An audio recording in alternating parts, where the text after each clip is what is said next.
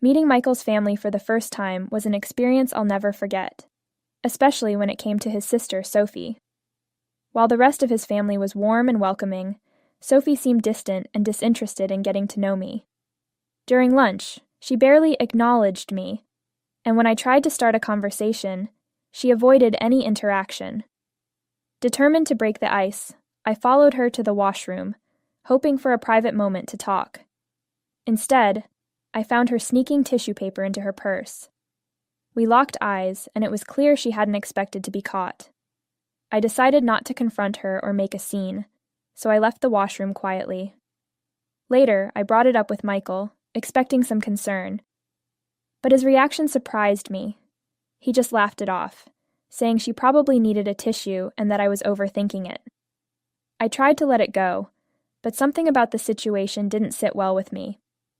Over time, I noticed other strange incidents with Sophie, like when we all went shopping together. She kept disappearing into fitting rooms with clothes and coming out empty-handed, claiming nothing suited her. It seemed harmless at first, but the pattern of behavior started to make me wonder. After our shopping trip, Sophie even offered to pay for everyone's ice cream, which only added to my growing unease. As Sophie opened her bag to get her wallet, I noticed a familiar blue dress inside. The same one she had tried on earlier and dismissed as too tight. I couldn't figure out why the dress was in her handbag, and it set off alarm bells. Curious, I asked when she bought the dress, since I hadn't seen her make a purchase. My question caught Laura's attention, and she too noticed the dress in Sophie's bag. Sophie quickly tried to hide it, closing her bag and avoiding eye contact. It was obvious she had stolen the dress, and I just stared at her in disbelief as she stumbled over her words. Laura stepped in, downplaying the situation, suggesting maybe it was a mistake, and that people sometimes accidentally take things. I was shocked by her response, and she must have noticed because she quickly backtracked, saying she didn't think Sophie would do such a thing, and that we should just let it go. I disagreed, insisting that if it was a genuine mistake, we should correct it by returning the dress. Laura resisted, arguing that the store was a large corporation, and one missing dress wouldn't hurt them. Despite her objections, I stood firm. I made it clear that I was going back to pay for the dress, with or without them. Reluctantly, Laura and Sophie agreed to accompany me back to the store, and in the end, I had to pay for the dress, since Sophie didn't even have enough money. The whole ordeal left a bad taste in my mouth. That evening, I tried to discuss the incident with Michael. I explained how uncomfortable it had made me. To my surprise, Michael told me I should have let it go, arguing that it wasn't harming anyone. His reaction frustrated me. I told him I couldn't ignore what I felt was my moral responsibility, even if his family seemed okay with it. Michael took offense, and our conversation quickly turned into a heated argument. He demanded an apology for my comments about his family, but I refused. Things got so tense that I even considered ending the relationship if we couldn't find common ground. After a few days of cooling off, Michael came back with an apology. We had a long talk and realized that arguing over our families wasn't worth risking our relationship. He admitted he was protective of his sister, but understood why I felt the way I did. He even offered to reimburse me for the dress, but I declined, appreciating the gesture. Since then, I've decided to keep quiet about his sister. The next incident involving Sophie happened at Michael's cousin's baby shower. The baby shower was filled with excitement, as everyone gathered with gifts from the registry. Michael's cousin, glowing with joy and just 2 months away from giving birth, was the center of attention. We helped her cut the cake, opened some presents, and shared in the happiness of the day. Later, I excused myself to use the washroom. As I passed the bedroom, I was stunned to see Sophie rummaging through the gift boxes, clearly searching for something to take. My heart sank. She was planning to steal from an expectant mother who needed these gifts far more than Sophie did. I had promised myself to stay quiet about Sophie after the last incident, but I couldn't stand by and let this happen. The thought of an expectant mother losing essential baby items to Sophie's compulsion was unbearable. Determined to handle it subtly, I decided not to confront her directly. Instead, I walked back a few steps and cleared my throat as I passed by again, hoping Sophie would catch on. When I approached the bedroom, I casually greeted her as if I was just passing through. Sophie's reaction was immediate. She quickly stopped, got up, and rejoined the guests in the living room. I watched her go, shaking my head in disbelief at how far she would go to satisfy her urge to steal.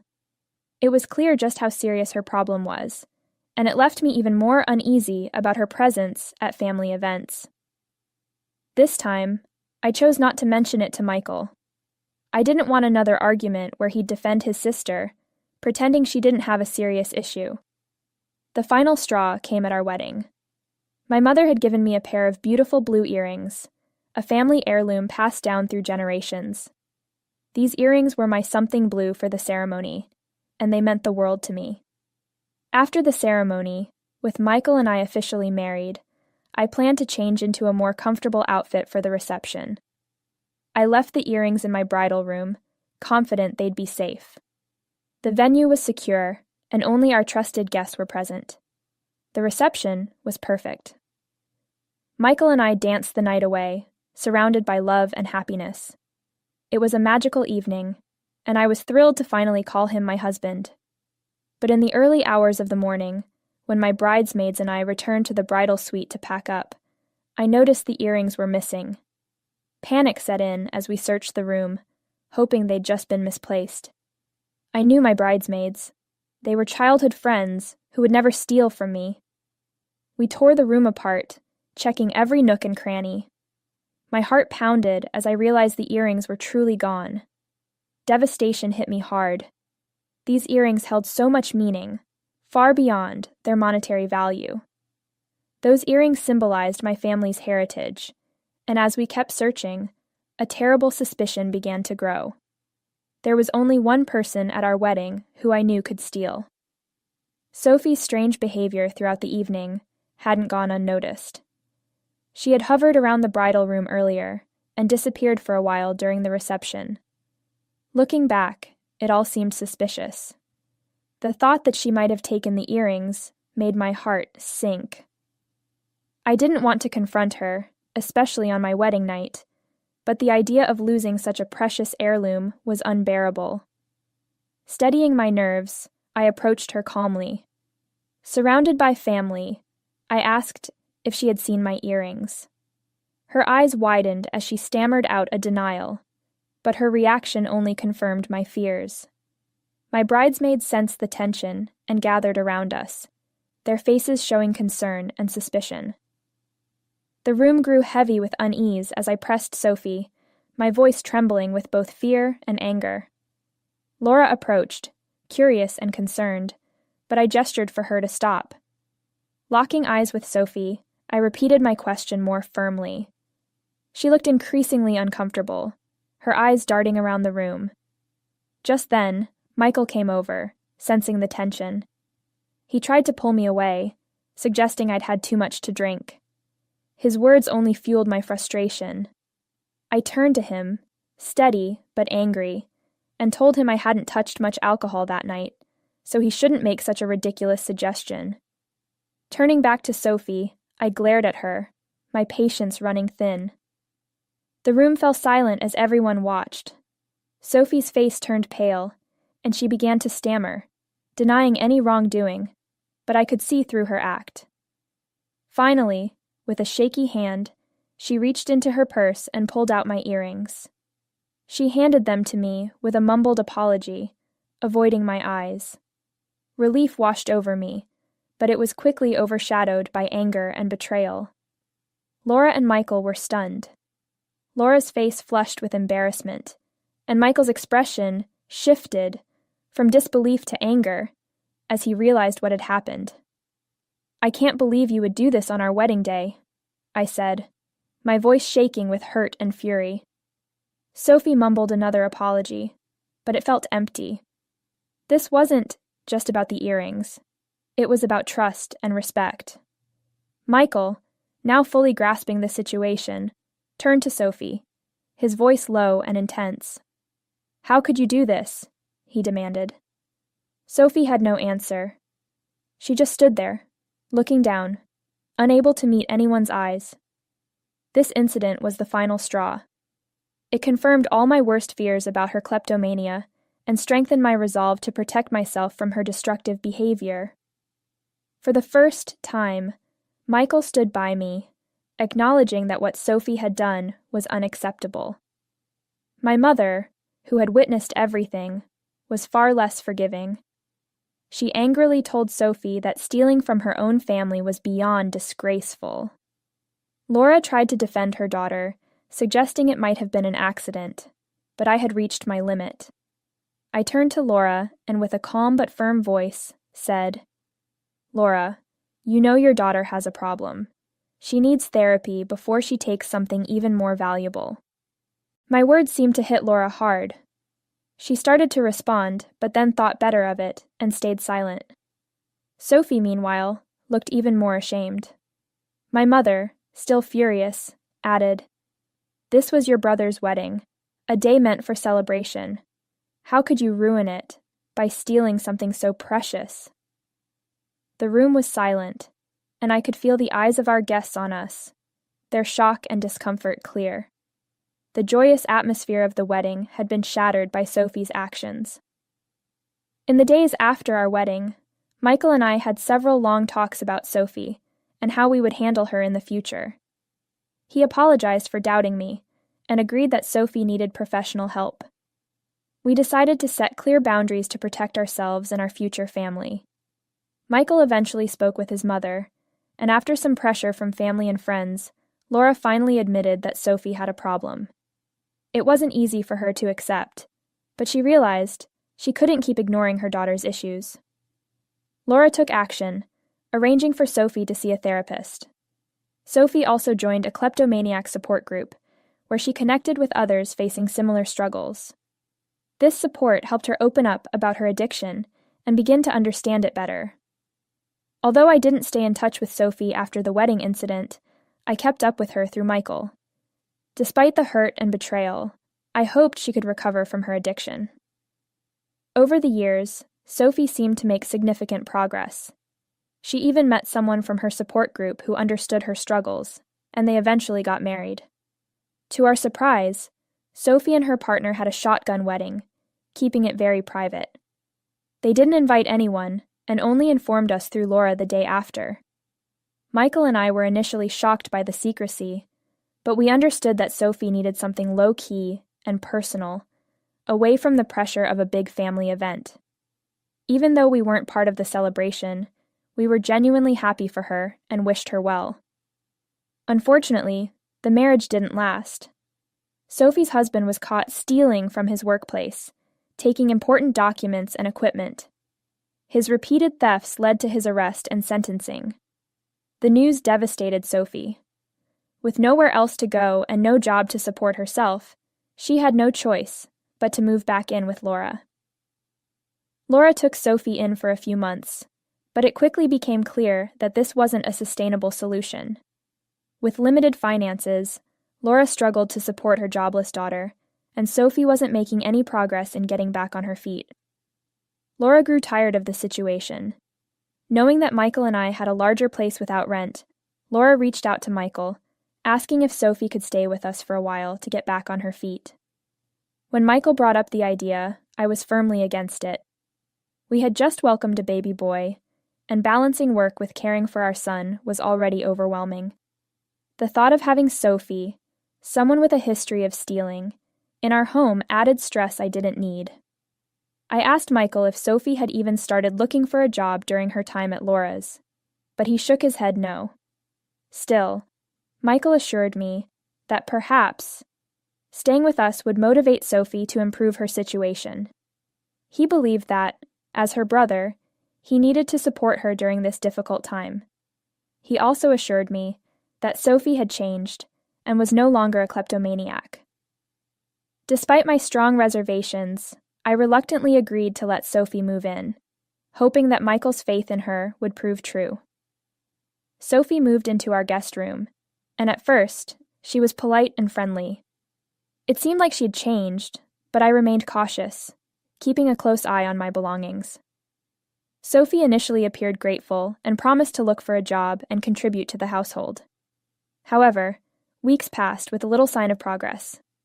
Sophie spent most of her days in her room, doing nothing but sleeping and only emerging when she was hungry. I began to worry we had made a mistake.